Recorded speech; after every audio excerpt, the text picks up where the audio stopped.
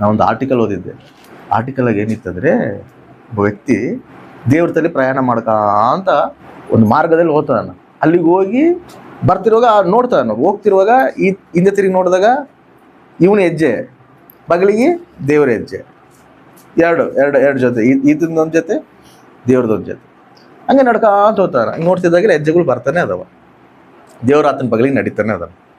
ಹಿಂಗೆ ಹೋಗಿ ಅಷ್ಟು ದೂರ ಹೋಗಿ ಮತ್ತೆ ಅಲ್ಲಿಂದ ತಿರುಗಿ ಬರ್ತಿರುವಾಗ ನೋಡ್ತಾನ, ಕೆಲವೊಂದು ಸ್ಥಳದಾಗ 2 ಹೆಜ್ಜೆಗಳದಾವ. ಇನ್ನೂ ಸ್ವಲ್ಪ ಮುಂದೆ ಹೋದಾಗ ಅಲ್ಲಿ 4 ಹೆಜ್ಜೆಗಳದಾವ. ಇಲ್ಲೇದಕ್ಕೆ ದೇವರು ನನ್ನ ಜೊತೆಗೆ ನಡೀತಿಲ್ಲ, ಇಲ್ಲೇದಕ್ಕೆ ದೇವ್ರು ನನ್ನ ಜೊತೆಗಿಲ್ಲ ಅಂತೇಳಿ ನೋಡಿದಾಗ ಆ ಪ್ರಾಂತ ಎಂಥದಂದರೆ ಫುಲ್ಲು ಮುಳ್ಳುಗಳು, ಕಳ್ಳುಗಳು, ಗಾಜುಗಳು ಅಂತ ಒಂದು ಸ್ಥಳದಾಗ ಇವು ಮಾಮೂಲಾಗಿ 4 ಹೆಜ್ಜೆ ಇರ್ತಾವಲ್ಲ, ಆ 4 ಹೆಜ್ಜೆ ಏನಾಗ್ಯಾವ ಅಂದರೆ ಬೇಸ್ ಸಾಫಿ ಏನಿಲ್ಲ, ಅಲ್ಲಿ ಬೇಸ್ ನೀಟಾಗಿ ಅದಾವ. ಆ ನೀಟಾಗಿರುವಾಗ ಏನೋ 4 ಹೆಜ್ಜೆ ಅದಾವ. ಈ ಒಂದು ಕಠಿಣವಾದ ಈ ಕಲ್ಲುಗಳ ಮಧ್ಯದಲ್ಲಿ, ಮುಳ್ಳುಗಳ ಮಧ್ಯದಲ್ಲಿ, ಗಾಜುಗಳ ಮಧ್ಯದಲ್ಲಿ ಏನೋ 2 ಹೆಜ್ಜೆ ಅದಾವ. ಅಲ್ಲಯ್ಯ, ನೀನು ನನ್ನ ಜೊತೆಗೆ ಇರ್ಬೇಕಾಗಿರೋದು ಯಾವಾಗ? ಕಷ್ಟದಾಗ ನೀನು ನನ್ನ ಜೊತೆಗೆ ಇರ್ಬೇಕು. ಅರೆ ಎಲ್ಲ ಸಾಫಿ ಇದ್ದಾಗ ನೀನು ನನ್ನ ಜೊತೆಗೆ ಇದಿ. ಅರೆ ಇಷ್ಟು ಕಷ್ಟದಲ್ಲಿ, ಇಷ್ಟು ಒಂದು ಬಾಧದಲ್ಲಿ, ಇಷ್ಟು ಒಂದು ಗಾಜುಗಳಲ್ಲಿ, ಮುಳ್ಳುಗಳಲ್ಲಿ, ಇಂಥ ಒಂದು ಭಯಂಕರವಾದ ಶ್ರಮಗಳಲ್ಲಿ ನಾನು ನಡೀತಿದ್ರೆ ನೀನು ನನ್ನ ಜೊತೆಗಿಲ್ಲಲ್ಲಯ್ಯ, ಏನೇಯ ಎಸಯ್ಯ ಏನಿದೆ ಅಂತೇಳಿ ಕೇಳ್ತಿರುವಾಗ ಅವು ಎಷ್ಟೋ ಒಂದು ಮಾತು ಹೇಳ್ತಾನೆ, ಮಗನೇ ಅವು ಪಾದ ಹೆಜ್ಜೆಗಳು ನಿನ್ನವಲ್ಲ, ನನ್ನವು. ಆಮೇಲೆ ನಿನ್ನ ನಾನು ಎತ್ಕೊಂಡೀನಿ ಅಂತ. ಹಲ್ಲೆಲೂಯಾ. ನೀನು ಸಾಫಿಯಾಗಿದ್ದಾಗ ನಾನು ನಿನ್ನ ಜೊತೆ ಇದ್ದೀನಿ, ಆದರೆ ನೀನು ಕಷ್ಟದಾಗಿದ್ದಾಗ ನಾನು ನಿನ್ನ ಎತ್ಕೊಂಡೀನಿ. ಆಮೇಲೆ ಇನ್ನೂ ಜೊತೆ ಅದಾನಂತ ನಮ್ಮ ಜೊತೆಗೆ. ಕಷ್ಟದಾಗ ನಮ್ಮ ಜೊತೆ ಎದನೋ ಇಲ್ಲ ಅನ್ಕೊಂತೀವಿ, ಇನ್ನೂ ಜಾಸ್ತಿ ನಮ್ಮ ಜೊತೆಗೆ ಇರ್ತಾನಂತ, ನಮ್ಮನ್ನು ಎತ್ಕೊಂತಾನಂತ. ಅಷ್ಟು ನಂಬಿಗಸ್ತನ ದೇವರು. ಯಾರನ್ನು ಸಿಗ್ತಾರ ಈಗ? ನಾವು ಕಷ್ಟದಲ್ಲಿ ಹೋಗ್ತಿರಾಗ ನಾವು ಒಬ್ಬರೇ ಇಲ್ಲ, ನಮ್ಮ ಬಾಧೆನಾಗ ನಾವು ಒಬ್ಬರೇ ಇಲ್ಲ, ನಮ್ಮ ದುಃಖದಾಗ ನಾವು ಒಬ್ಬರೇ ಇಲ್ಲ, ಭಯಂಕರವಾದ ಶ್ರಮದಲ್ಲಿ ನಾವು ಒಬ್ಬರೇ ಇಲ್ಲ. ಆ ಶ್ರಮ ಮಧ್ಯದಲ್ಲಿ ದೇವ್ರು ನಮ್ಮನ್ನು ಎತ್ಕೊಂಡು ನಡೆಸ್ತಾನೆ ನಮ್ಮನ್ನು. ಅದು ದೇವರ ಪ್ರೀತಿ. ಈ ಸಾರೆಪತ್ತು ಮಗ ಸತ್ತೋಗ್ಬಿಡ್ತಾನೆ, ಯಾಜಕನ ಇರ್ತಾನ ಮನ್ಯಾಗ, ಅದ್ರ ಭಯಂಕರವಾದ ನಷ್ಟ ಬರ್ತದೆ. ನಷ್ಟ ಬಂದಾಗ ಆಕೆ ಹೇಳ್ತಾಳೆ, ಯಾಜಕನೇ ನೀನು ಎದಿ ದೇವ್ರ ಅದನ್ನ ಇಷ್ಟುವರೆಗೆ ಪೋಷಿಸಲ್ಪಟ್ಟೀವಿ, ನನ್ನ ಮಗ ಇಲ್ಲಲ್ಲ, ನನ್ನ ಮಗ ರೋಗ ಬಂದು ಈ ರೀತಿ ಆಗ್ಬಿಡ್ತಲ್ಲ, ನಷ್ಟ ಆಗ್ಬಿಡ್ತಲ್ಲ ಅಂಥೇಳಿ ಆಕೆ ಬಾಧೆ ಬೀಳುವಾಗ ಏಲೆ ಏನು ಮಾಡ್ತಾನಂದರೆ, ಆ ಮಗನ ತಲುವಾಗಿ ಅವನು ಕರ್ಕೊಂಡೋಗಿ ಮೇಲೆ ಹೋಗಿ ಪ್ರಾರ್ಥನೆ ಮಾಡ್ತಾನೆ. ಪ್ರಾರ್ಥನೆ ಮಾಡಿ ಅವನು ಹಿಡ್ಕೊಂಡಾಗ ದೇವ್ರು ಅವನಿಗೆ ಪ್ರಾಣ ಕೊಡ್ತಾನೆ, ಅವನು ಬದುಕ್ತಾನೆ. ಬದುಕಿ ತಗೊಂಬಂದು ಅವ್ರ ತಾಯಿಗೆ ಅಪ್ಪಗಿಸ್ತಾನೆ, ಬದುಕ ನೋಡಿ ನಿನ್ನ ಮಗ ಅಂದರೆ. ತರು ಶ್ರಮ ಮಧ್ಯದಲ್ಲಿ ಅದಲ್ಲ, ಶ್ರಮ ಮಧ್ಯದಲ್ಲಿ ತರಗೊಂದು ನಷ್ಟ ಬಂದೈತೆ. ಏಲೆ ಏನು ಮಾಡೋಣ, ಇವಾಗ ಆಕೆಯೇ ಅದೊಂದು ನಷ್ಟ. ನಮಗೆ ಬೇರೆ ಬೇರೆ ನಷ್ಟ ಇರ್ಬೋದು, ಏನೋ ನಷ್ಟ ಇರ್ತೈತೆ, ಆರ್ಥಿಕ ನಷ್ಟ ಇರ್ಬೋದು, ಕುಟುಂಬದಲ್ಲಿ ಏನೋ ಒಂದು ಆಗ್ತಿರ್ತಾವ, ಏನೋ ಒಂದು ಶೋಧನೆಗಳು, ಆತಂಕಗಳು, ನಷ್ಟನೋ. ಒಂದೊಂದು ಟೈಮ್ನಲ್ಲಿ ನಾವು ಚೆನ್ನಾಗಿರ್ತಿದ್ವಿ, ಇವಾಗ ಕೆಲವೊಂದು ಟೈಮಲ್ಲಿ ಕಷ್ಟ ಬರ್ತಾವ, ಕೆಲವೊಂದು ಕಷ್ಟ ಎದುರಿಸ್ಬೇಕಾಗ್ತದೆ. ಒಂದೊಂದು ಟೈಮಲ್ಲಿ ಸಮೃದ್ಧಿ ಇರ್ತೈತೆ, ಒಂದೊಂದು ಟೈಮಲ್ಲಿ ಸ್ವಲ್ಪ ಕಷ್ಟ ಪರಿಸ್ಥಿತಿ ನಾವು ಹೋಗ್ಬೇಕಾಗ್ತಿರ್ತೈತೆ. ಕೆಲವೊಂದು ಟೈಮ್ನಲ್ಲಿ ಬೇಸ್ ಚೆನ್ನಾಗಿ ನಾವು ಎಲ್ಲ ರೀತಿಯಲ್ಲಿ ಶಾಪಿಂಗ್ ಮಾಡ್ತಿರ್ತೀವಿ, ಎಲ್ಲ ತಿರ್ತಿರ್ತೀವಿ. ಒಂದೊಂದು ಟೈಮಲ್ಲಿ ಏನು ಶಾಪಿಂಗ್ ಮಾಡ್ಬೇಕಂದ್ರೂ ಕೂಡ ಭಯ ಆಗ್ತಿರ್ತೈತೆ, ಕಷ್ಟ ಏನೋ ಒಂದು ನಷ್ಟ ಆಗ್ತಿರ್ತಾವ ಮನ್ಯಾಗ.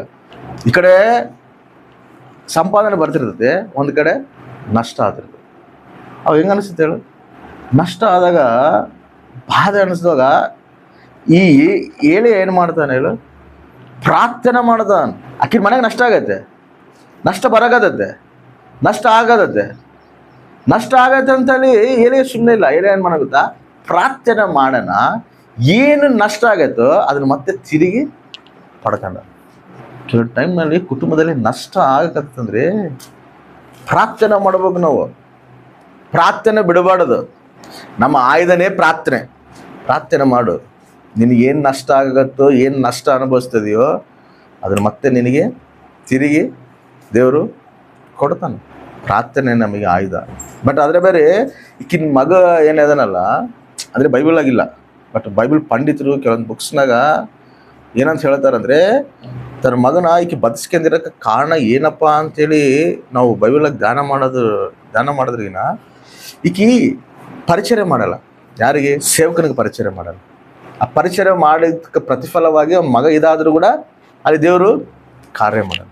ಒಂದು ಪ್ರಾರ್ಥನೆ, ಒಂದು ಪರಿಚರ್ಯ. ಮಾಡಿರೋ ಪರಿಚರ್ಯನ ದೇವರು ಮರೆಯೋದಿಲ್ಲ. ನೀನು ಸಂಘದಾಗ ಏನು ಪರಿಚರ್ಯ ಮಾಡಿರ್ತೀಯೋ, ಏನು ಸಂಘದಲ್ಲಿ ನೀನು ದೇವ್ರ ಸಲುವಾಗಿ ನೀನು ಕಷ್ಟಪಟ್ಟಿರ್ತೀಯೋ ಅದಕ್ಕೆ ತಕ್ಕಂತೆ ಖಚಿತವಾಗಿ ಪ್ರತಿಫಲ ದೇವ್ರು ಇಟ್ಟಿರ್ತಾನೆ. ನೀನೇನೇ ಮಾಡಿರು, ನೀನು ಮರ್ತಿರ್ಬೋದು ಅದು. ಎದಕ್ಕಂದರೆ ನನ್ನ ಒಂದು ಸಂಘದಲ್ಲಿ ಪರಿಚರ್ಯ ಮಾಡಿದಳಲ್ಲ, ನನ್ನ ಒಂದು ಸಂಘದಲ್ಲಿ ಪರಿಚರ್ಯ ಮಾಡಿದನಲ್ಲ, ಅದನ್ನು ಖಚಿತವಾಗಿ ಗುರ್ತಿಟ್ಕೊಂಡು ಮತ್ತೇನು ಮಾಡ್ತಾನೆ ಗೊತ್ತಾ ದೇವರು? ನಷ್ಟ ಬಂದಾಗ ಅದನ್ನು ಕಾಪಾಡ್ಕೊಂಡು ಮತ್ತೆ ನಮಗೆ ಕೊಡ್ತಾನೆ. ಈ ಮಗ, ಈ ವ್ಯಕ್ತಿ ಹುಡುಗ ಅದನಲ್ಲ, ಈ ಹುಡುಗ ದೊಡ್ಡನಾಗಿ ಬೆಳೆದು ಒಂದು ಪ್ರವಾದಿ ಆತನಂತ. ಹಿಸ್ಟ್ರಿ ಬುಕ್ನಲ್ಲಿ ಈ ಚರಿತ್ರೆ, ಈ ಬೈಬಲ್ ಚರಿತ್ರೆನಾಗ ಪಂಡಿತಗಳು ಆ ಹಿಸ್ಟ್ರಿನಲ್ಲಿ ನೋಡಿದಾಗ ನಾವು ಏನಾಗ್ತಾನಂತ ಪ್ರವಕ್ತ ಆಗ್ತಾನಂತ. ಯಾವ ಪ್ರವಕ್ತ ಆಗ್ತಾನಂತ ಗೊತ್ತಾ? ಯೋನ ಪ್ರವಕ್ತ ಅದನಲ್ಲ, ಆ ಯೋನ ಪ್ರವಕ್ತನೇ ಈ ಸಾರೆಪತ್ ಮಗ ಅಂತ. ಆಕಿ ದೇವ್ರ ಸನ್ನಿಧಿನಲ್ಲಿ ಪರಿಚರ್ಯ ಮಾಡಿ ದೇವ್ರ ತಲೆ ಯಥಾರ್ಥವಾಗಿ ಇದ್ದಿದ್ದಕ್ಕ ತನ್ನ ಮಗನ ದೇವರೊಂದು ಪ್ರವಾದಿಯಾಗಿ ದೇವರ ಸೇವಕನಾಗಿ ಮಾಡ್ಕೊಂಡ. ಯೋನ ಎಂಥ ಸೇವೆ ಮಾಡೋಣ ಗೊತ್ತಾ? ಪ್ರಪಂಚದಲ್ಲಿ ಇವತ್ತುವರೆಗೆ ಯೋನ ಮಾಡಿರೋಂಥ ಸೇವೆ ಯಾರೂ ಮಾಡಿಲ್ಲ. ಒಂದು ದಿನ ಸುವಾರ್ತೆ ಹೇಳಿದ್ರೆ 1,20,000 ಜನ ರಕ್ಷಣೆದಲ್ಲಿ ಬರ್ತಾರೆ. ಆಮೇನ್. ಯಾವ ಪ್ರವಕ್ತ ಕೂಡ ಆ ರೀತಿ ತಿರ್ಸಿಲ್ಲ. ಪೇತರು ಕೂಡ ಪ್ರಾರ್ಥನೆ ಮಾಡಿದಾಗ 5,000 ಜನ 3,000 ಜನ ರಕ್ಷಣೆದಲ್ಲಿ ಬಂದಾರ. ಒಂದು ದೇಶನೇ, ನಿನಿವೆ ಪಟ್ಟಣನೇ 1,20,000 ಜನ ಮಾರುಮನಸ್ಸೊಂದು ರಕ್ಷಣೆ ಹೊಂದುತ್ತಾರೆ. World record. ಎದಕ್ಕೆ ಹೇಳು? ತನ್ನ ತಾಯಿ ಪ್ರಾರ್ಥನೆ, ತನ್ನ ತಾಯಿ ಪರಿಚರ್ಯ. ಎಷ್ಟು ಆಶೀರ್ವಾದ ಬಂದದ್ದು ನೋಡು ಮಕ್ಕಳಿಗೆ, ಎಷ್ಟು ಆಶೀರ್ವಾದ ನೋಡೋದು. ನಾವು ಪ್ರಾರ್ಥನೆ ಮಾಡೋದು, ಸಂಘದಾಗ ಪರಿಚಯ ಮಾಡೋದು, ನಾವೇನೋ ಮಾಡ್ತಾ ಇದೀವಿ ಅಂತ ಅನ್ಕೊಂತಿದೀವಿ. ಆ ಪರಿಚಯ ಪ್ರತಿಫಲ ಮಕ್ಕಳನ್ನ ಅಷ್ಟು ಆಶೀರ್ವಾದಕರವಾಗಿ ದೇವ್ರು ಮಾಡ. ಪ್ರತಿ ಒಂದಕ್ಕೂ ಲೆಕ್ಕ ಇಟ್ಕೊಂತಾನ ದೇವರು. ನೀನು ಮಾಡೋದು ಯಾವತ್ತೂ ಅದು ವ್ಯರ್ಥ ಆಗೋದಿಲ್ಲ. ಅದು ನಿನ್ನ ಮಕ್ಕಳಿಗೆ ದೀವೆನೆ, ಆಶೀರ್ವಾದನೆ. ಬರೋ ದಿನಗಳಾಗ ನೋಡ್ತಾರೆ ಜನಗಳು. ಏನಂತಾರೆ ಗೊತ್ತಾ? ಈ ತಾಯಿ ಗರ್ಭ ಎಷ್ಟು ಆಶೀರ್ವಾದಕರವಾದ. ಒಬ್ಬ ಮಕ್ಕಳು ಸಮಾಜಕ್ಕೆ ಆಶೀರ್ವಾದಕರವಾಗಿ ನಿಂದಿರ್ತಾರೆ ಅಂದರೆ ಆ ತಾಯಿ ಗರ್ಭನ ದೇವರು ಎಣಿಕೊಂಡಂದ್ರೆ ಎಷ್ಟು ಆಶೀರ್ವಾದ ಅದು. ಒಬ್ಬ ಪ್ರವಾದಿಯ ಒಂದು ಪ್ರವಕ್ತನಾಗಿ ಆ ವ್ಯಕ್ತಿ ನಿಂದಿರ್ಸಾನಂದ್ರೆ ಕಾರಣ ಏನು ಹೇಳು? ತನ್ನ ತಾಯಿ ಮಾಡುವಂಥ ಪ್ರಾರ್ಥನೆ, ಪರಿಚಯ, ಅದು ಮಕ್ಕಳಿಗೆ ದೀವೆನ. ಅದು ನಾವು ಯಾವತ್ತೂ ಮರಿಬಾರ್ದು.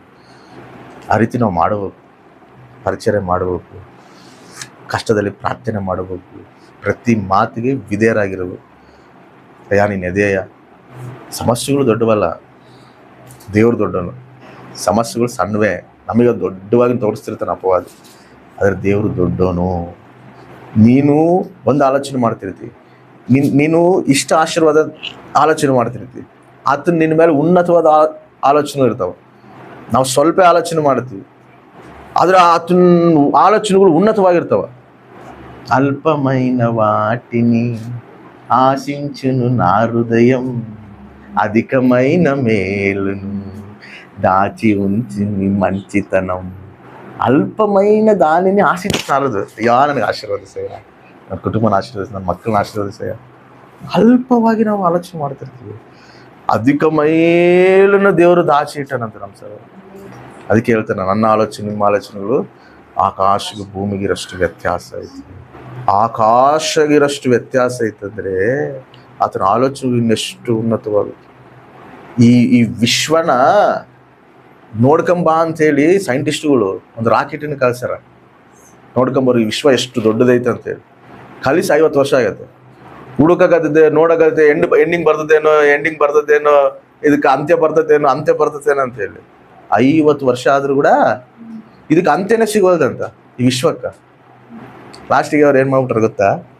ಇದು ಎಲ್ಲಿ ಅಂತ್ಯ ಸಿಗೋಲ್ದಿದು, ಅದಕ್ಕೆ ಅವ್ರು ಏನಂತ ಹೆಸರಿಟ್ಟಾರ ಗೊತ್ತಿದ್ದು? ಅನಂತ ವಿಶ್ವ, ಇನ್ಫಿನಿಟಿ ಯೂನಿವರ್ಸ್ ಅಂತೇಳಿ ಹೆಸರಿಟ್ಟಾರ. ಇದು ಅನಂತ ವಿಶ್ವ. 50 ವರ್ಷ ತಿರುಗ್ತಿದ್ರೇನೆ ಇದು ಏನಂತೇಳಿ ಗೊತ್ತಾಗಲ್ದಂತ. ಅದ್ರ ಬೈಬಲಾಗ ಏನೈತೆ ಗೊತ್ತಾ ವಾಕ್ಯ? ದೇವ್ರ ಆಕಾಶನ ತನ್ನ ಕೈಲಿದ್ದ ಎಣಿಸ್ತಾನಂತ. ಇನ್ನೆಷ್ಟು ಉನ್ನತವಾದನಂತ. ಗುಪ್ಪಿಳು ಬಿಚ್ಚ ನನಗೋ ಅಸಲ ಆ ಆಶೀರ್ವಾದ ನೀವು ತಟಗನೋದಿಲ್ಲ. ಆಕಾಶನ 50 ವರ್ಷ ಹುಡುಕ್ತಿದ್ರೆ ಸಿಗೋದು, ಈತ ಬರೀ ಕೈಲಿದ್ದೆ ಅದನ್ನ ಎನಿಸ್ತಾನಂದ್ರೆ, ಆತನ ಕೈಲಿದ್ದ ನಮ್ಮನ್ನ ಆಶೀರ್ವಾದ ಮಾಡ್ಯಾನಂದ್ರೆ ಆಶೀರ್ವಾದನ ತಡೋರು ಯಾರು, ನಿಂದ್ರಿಸೋರು ಯಾರು? ಸಮುದ್ರನ ಕೈನಾಗ ಹಿಡ್ಕೊಂಡು ಆಗ್ತಾನಂತ, ಗುಡ್ಡನ ತಕ್ಕಡಿ ಹಿಡ್ತಾನಂತ. ಕೀರ್ತನೆಗಳಾಗೈತದ. ನಾವು ಆರಾಧಿಸುವ ದೇವ್ರು ಎಂತ ದೇವ್ರು ಗೊತ್ತಾ? ಅಧಿಕ ಮುಗ చేయగలవు ಏಸಯ್ಯ. ಆತ ಆಶೀರ್ವಾದ ಮಾಡಕ್ ನಿಂತನನ್ಕೋ, ಅದು ನಿಂದ್ರಿಸಕ ತಡೆಗಟ್ಟಕ್ಕೆ ಯಾರ ಕೈ? ನಿನ್ನ ಆಶೀರ್ವಾದ ಅದನ್ನ ಬಚ್ಚಿಟ್ಕೊಂಡ ಕೂಡ ನಿನಗೆ ಸ್ಥಳ ಸಿಗೋದಿಲ್ಲ. ಎಲ್ಲಿ ತುಂಬಿಸ್ಬೇಕ, ಈ ಆಶೀರ್ವಾದ ಎಲ್ಲಿ ತುಂಬಿಸ್ಬೇಕು ಅನ್ನೋದು ಕೂಡ ನಿನ್ಗೆ ಗೊತ್ತಾಗೋದಿಲ್ಲ. పట్టజాల పోతినిగా నీవిచ్చిన దీవెన. పట్టజాల పోతినిగా అసలు ఇడకన కావదಲ್ಲ ಯಾರು ನೀನ್ ಮಾಡ್ತಿರೋ ಆಶೀರ್ವಾದನ. ಅಷ್ಟು ನಂಬಿಗಸ್ತನಾದ ದೇವರು, ಅಷ್ಟು ಮಹೋನ್ನತನಾದ ದೇವ್ರದ. ಇಂಥ ದೇವರು ನಮ್ಮ ಪಕ್ಷ ಇದ್ದು ನಮ್ಮನ್ನು ನಡೆಸ್ತಿರುವಾಗ ಎಷ್ಟು ಧೈರ್ಯವಾಗಿರ್ಬೇಕು ನಾವು, ಎಷ್ಟು ಬಲವಾಗಿರ್ಬೇಕು ನಾವು. ಸುಮ್ಮನೆ ಕಲ್ಲುಗುನ್ನು ಗಾಕ ಅಂದ್ರೇನೆ ಸೃಷ್ಟಿ ಆಗ್ಬಿಡೋದು. ನಿನ್ನ ಸಮಸ್ಯೆ ತೀರ್ಲಿ ಅಂದ್ಬಿಟ್ಟ ನನಗ ಪಟ ಪಟ ಪಟ ಪಟ ಪಟ ಸುಮ್ಮನೆ ಬಿಚ್ಚಿಬಿಡ್ತಾವ ಅಷ್ಟೇ ಬಂಧುಗಳು ಅಷ್ಟೇ. ಆಮೇಲೆ ಹಾಲೆಲೂಯಾ. ಏನ್ ಮಾಡಕ್ ಬೇಕಾಗಿಲ್ಲತ್ತ, ಸುಮ್ಮನೆ ಒಂದು ಮಾತು